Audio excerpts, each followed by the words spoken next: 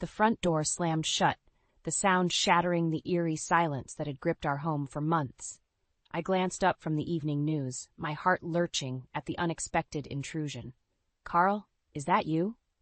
I called out, unable to mask the bewilderment in my voice. He strode into the living room, not alone, but with a teenage boy in tow. My brow furrowed as I studied the stranger, tall and lanky with unkempt, dirty blonde hair. He avoided eye contact, hands shoved deep into his pockets. "Rowena, we need to talk," Carl stated firmly, guiding the boy to the worn sofa across from me. My mouth went dry, stomach tying itself into knots. Those words never preceded anything good. "What's going on?" Carl cleared his throat, his jaw set with determination. "This is Finn. He's going to be living with us from now on." I blinked hard, certain I had misheard. "I'm sorry. What did you say?" "He needs a place to stay, and I've decided to take him in." Anger sparked within me as the weight of his unilateral decision hit home. "You decided? Without even discussing this with me?" I fought to keep my voice steady, my hands gripping the armrests. "Carl, we can't just bring a strange teenager to live in our home."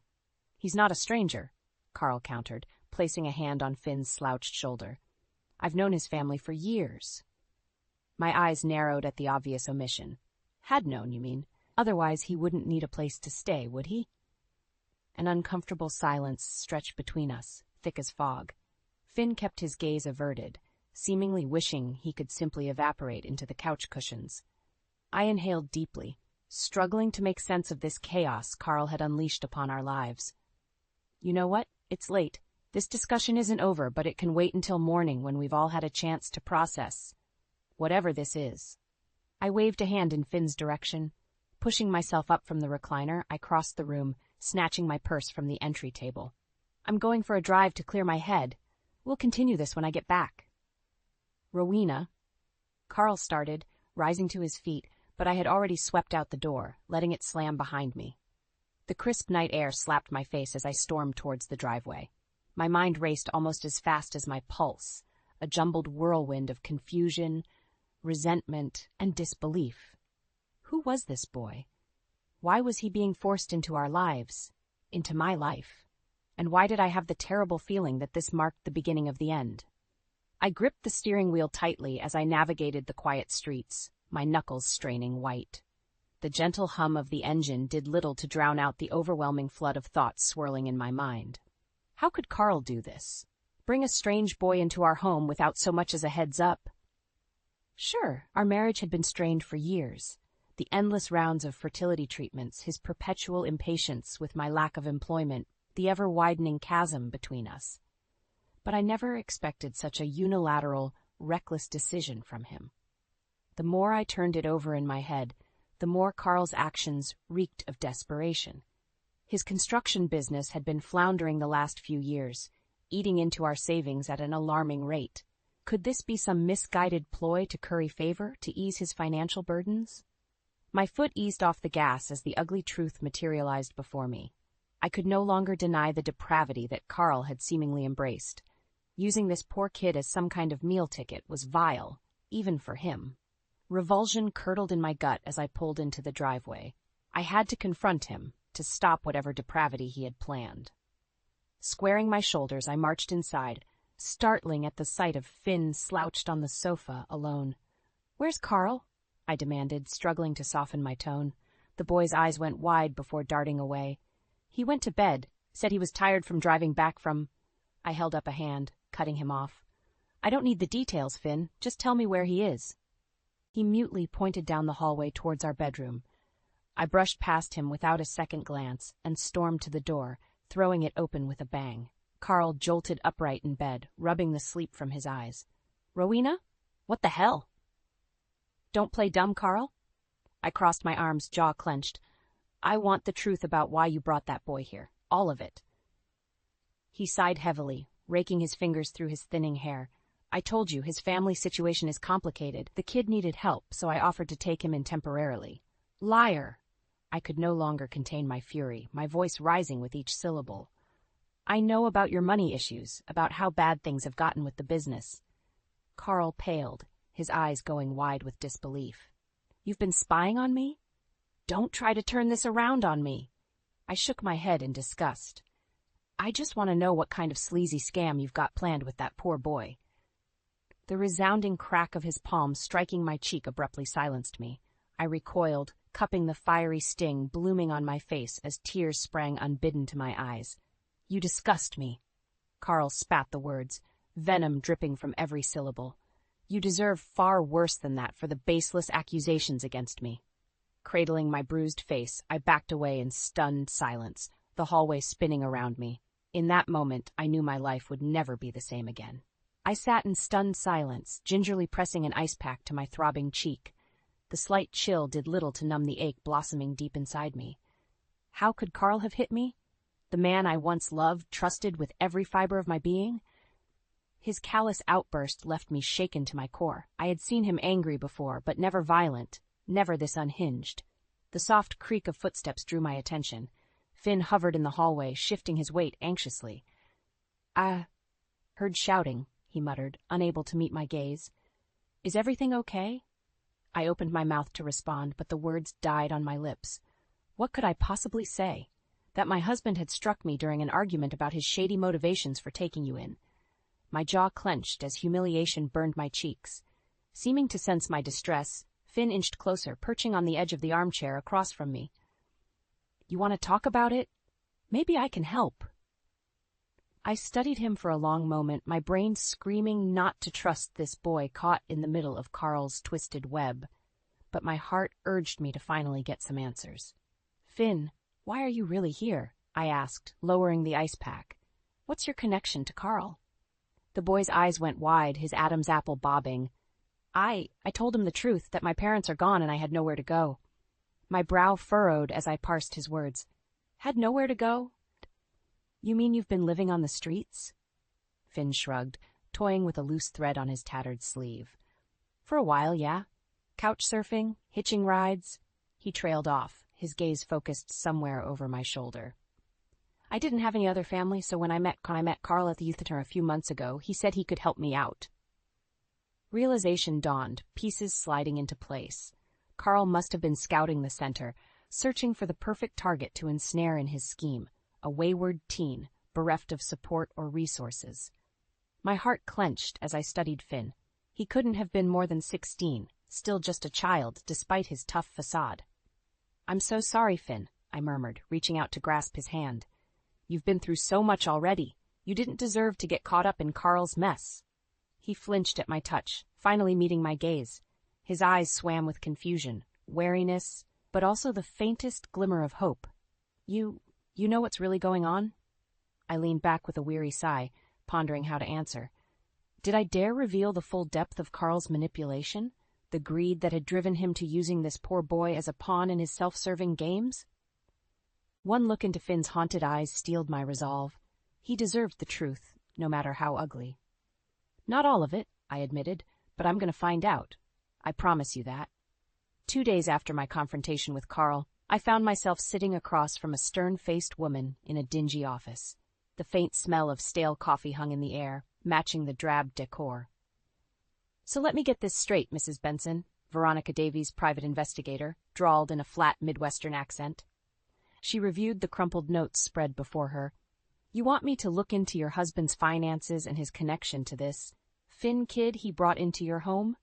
I shifted in the creaky chair, nodding. "That's right. I need to know what Carl is up to, what kind of schemes he's got planned." I paused, chewing my lip. Money is definitely part of it, but I get the sense there's more going on. Veronica arched an eyebrow. "Like what? Your husband involved in something illegal?" A tremor went through me as I recalled the menacing glint in Carl's eye when he struck me. Honestly, I don't know anymore. But I'm afraid of what I might find out. The investigator gave a curt nod before shuffling her notes into a folder. "Okay, I'll see what I can dig up on your husband's business dealings and his connection to the boy. Just know that whatever I discover, it won't be pretty." Those words proved prophetic over the next few weeks as Veronica's findings gradually trickled in. First were the bank statements revealing Carl's company had been hemorrhaging money for over a year with no end in sight. Unpaid loans, missed payments on equipment, he was in a free fall with no parachute. Next came the background reports on Finn himself. His full name was Finn McAllister. and despite his hardscrabble appearance, he was the sole heir to a multi-million-dollar trust fund set up by his deceased parents. The final, damning piece of evidence was Carl's legal status regarding Finn's inheritance. As a distant cousin, he had been designated executor and temporary guardian of the fund until Finn turned 18 in just over a year. My head spun as the full twisted picture materialized. Carl's insistence on bringing Finn into our home, gaining his trust under the guise of selfless charity, only to drain his accounts once he secured legal access. It was a long con of epic proportions, made even more reprehensible by his intended victim, a child robbed of any real family. I sat in a daze as Veronica revealed every last scrap of evidence on my husband's despicable scheme. Bile rose in my throat as a horrifying question crept forward. Just how far would a man like Carl go to secure his payday? The weight of Veronica's revelations hung over me like an oppressive storm cloud.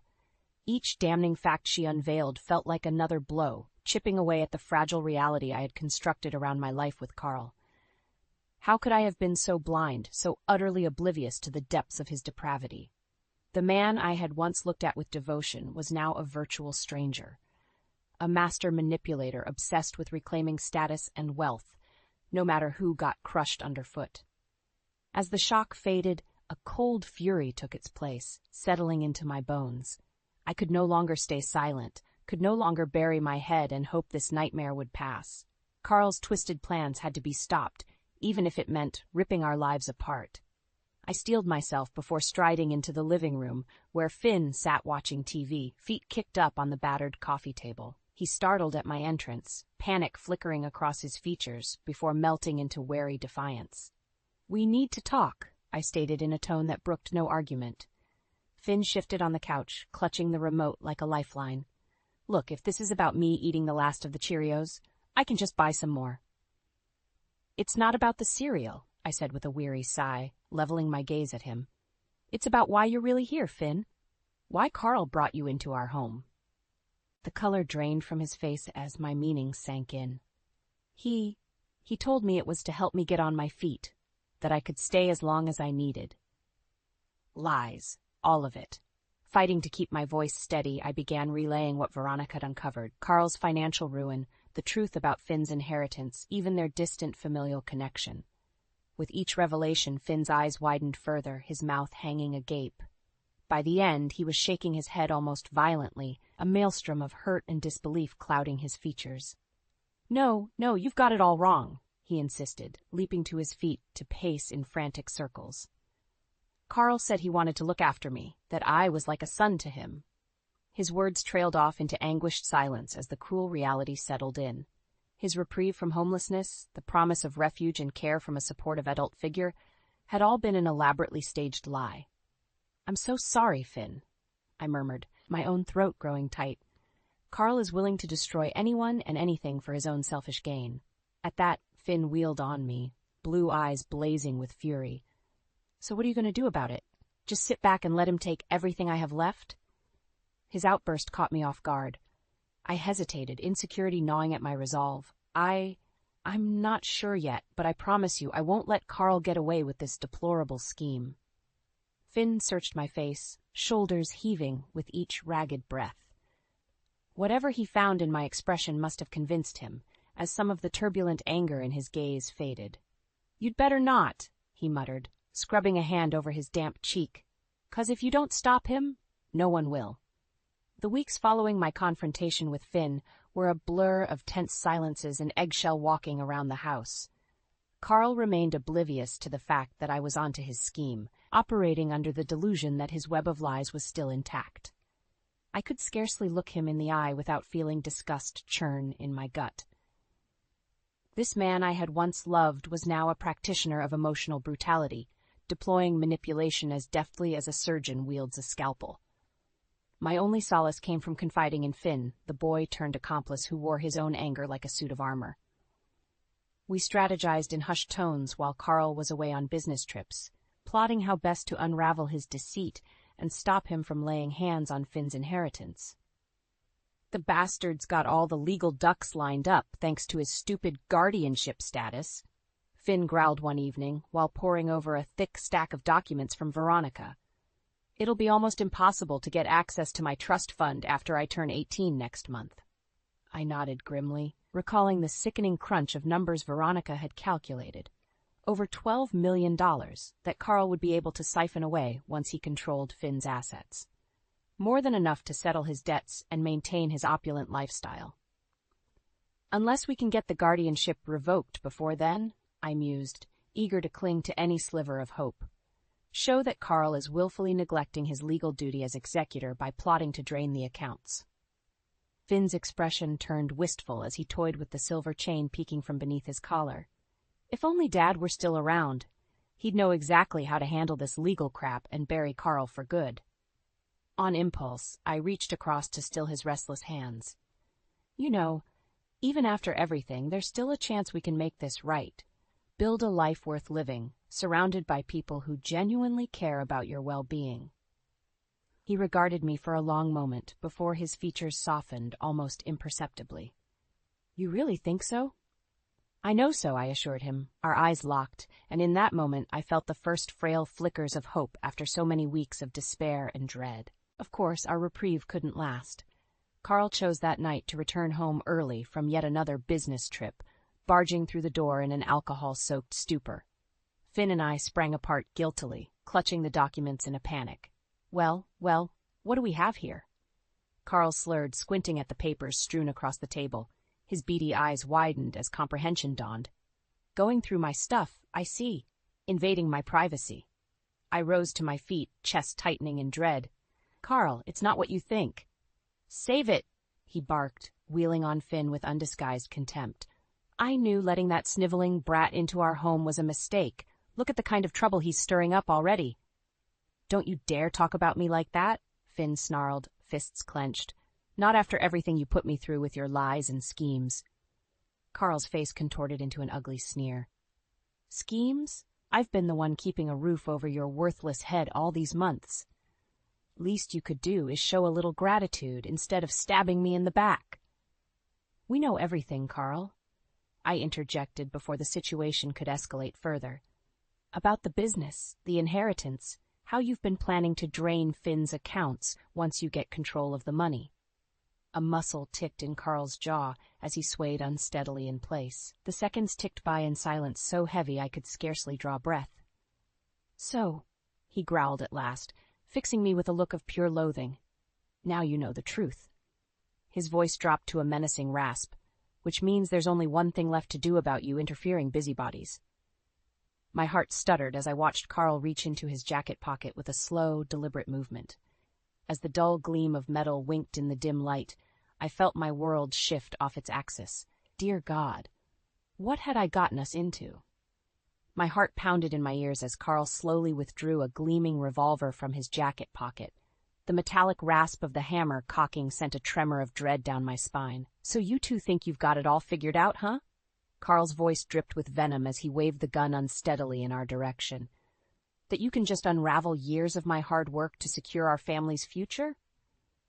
I raised my hands in a placating gesture, mind racing to defuse the explosive situation. Carl, please, put the gun down. We can talk about this like rational adults. Rational? He spat out a harsh laugh.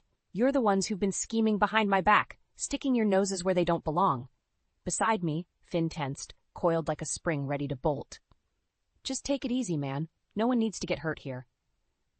You're damn right about that. Carl swung the revolver to bear directly on the boy. If either of you idiots thinks you're going to take my future away, you've got another thing coming. Alarm surged through me at the lethal glint in my husband's crazed eyes. He'd truly snapped, pushed over the edge by the exposure of his lies. I had to act, had to stop this from spiraling further out of control. Gathering every ounce of courage, I surged forward and knocked Carl's arm aside just as he squeezed the trigger. The deafening boom of the gunshot reverberated through the small room as plaster exploded from the wall behind Finn. We both froze for an endless heartbeat of stillness before hell broke loose. You crazy bitch! Carl roared, shoving me backwards with savage force. I slammed into the table, agony blossoming as the edge connected with the base of my skull. White-hot flashes of light danced across my vision. Through the haze, I caught a glimpse of Carl raising the gun once more, taking deliberate aim at the frozen, terrified Finn. Acting on pure instinct, I grabbed blindly at the discarded documents and flung them at my unhinged husband. The papers pelted Carl's face with an explosive flutter, momentarily obscuring his sight. He snarled in rage and batted them away, but not before a wild shot rang out, punching a fist-sized hole in the plaster above the fireplace. "That's it, you're both dead," he howled, whipping the revolver back towards us with murderous intent. In that split second, Finn jarred into action, seizing the heavy marble ashtray from the mantel and lobbing it with every ounce of strength he possessed. It caught Carl square between the eyes with a sickening crunch, immediately dropping him to the floor in a limp, unconscious heap. The gun skittered across the floorboards as silence crashed over the chaotic scene like a crushing wave. I lay sprawled amidst the debris, chest heaving against the agonizing pounding in my skull as black spots swam before my vision. "Rowena? Oh God, are you?" Finn fell beside me, features awash with panic as he cradled my head. "I'm okay," I gasped, blinking hard to refocus, relatively speaking at least. A shudder racked the boy's slender frame as the weight of what just transpired sank in. We can't let him get away with this. He tried to kill us." I followed his haunted gaze towards the crumpled form that was once my husband, a wave of revulsion churning my stomach. After everything Carl had put us through, his callous disregard for human life in pursuit of wealth and status, this was the inevitable outcome. My lips set in a grim line. "You're right, Finn. His reign of terror ends now, one way or another." The aftermath of our confrontation with Carl was a whirlwind of police, lawyers, and what felt like an endless parade of questions and accusations. Despite the overwhelming chaos, I was buoyed by one constant: Finn's unwavering presence by my side. The boy who had been just a stranger in my home mere months ago was now the sole tether keeping me grounded. We clung to each other as the legal machinery ground into motion to dismantle Carl's tangled web of deceit. Charges were filed: attempted murder, embezzlement, illegal possession of a firearm. Carl's web of lies quickly unraveled under scrutiny as the extent of his schemes were laid bare. He fought the charges viciously, aided by the high-priced lawyers his ill-gotten funds could afford. But in the end, the towering pile of evidence amassed against him proved insurmountable. I'll never forget the sight of him being led from the courthouse in handcuffs, bellowing profanities and vile curses at anyone who would listen. Finn squeezed my hand tightly, and for the first time in longer than I could remember, I didn't feel the heavy knot of dread and fear in the pit of my stomach. Carl's wrath was impotent. His callous disregard for human life and morality had finally caught up with him. As he disappeared into the back of a police transport, I exhaled a breath I didn't realize I'd been holding for years. In the weeks and months that followed, I took the first shaky steps towards reclaiming my life. With Carl imprisoned and facing decades behind bars, his business assets were liquidated to pay restitution and untangle his financial crimes. It was a slow, grueling process, but I found solace in watching the shattered pieces of my old life being slowly reassembled into something new, something stronger and more resilient than the fragile facade I had once called a marriage. More importantly, I had Finn, the innocent victim who had been so cruelly swept into Carl's vortex of greed and manipulation. Once just a threadbare stranger, he steadily became the family I had always dreamed of, but been denied for so long. We spent long hours talking through the traumas of our shared ordeal. I confided my struggles with infertility and the sense of worthlessness that the inability to conceive a child had instilled. In turn, Finn opened up about his parents' deaths at a young age and the profound emptiness he had endured while drifting through the harsh realities of life on the streets. Gradually, an unspoken understanding took root between us, an affirmation that we had both been granted a second chance at the family bonds we craved. I had already begun the process of legally adopting Finn when he turned 18, and gained full access to his inheritance. Of course, the money meant little to either of us at that point. Our fractured lives had finally found stability and acceptance in each other. And as we stood before the judge, making our new family official, I felt an overwhelming sense of hope and peace wash over me. I caught Finn's eye as I said the final words, solidifying our bond. He smiled at me, that same guarded, vulnerable smile, he had first given the night I vowed to protect him. Except this time, it glowed with the promise of our new future. After so much fear and darkness, light had finally found its way into our lives again. And I knew that no matter what lay ahead, we would confront it together as the unified family we were always meant to be.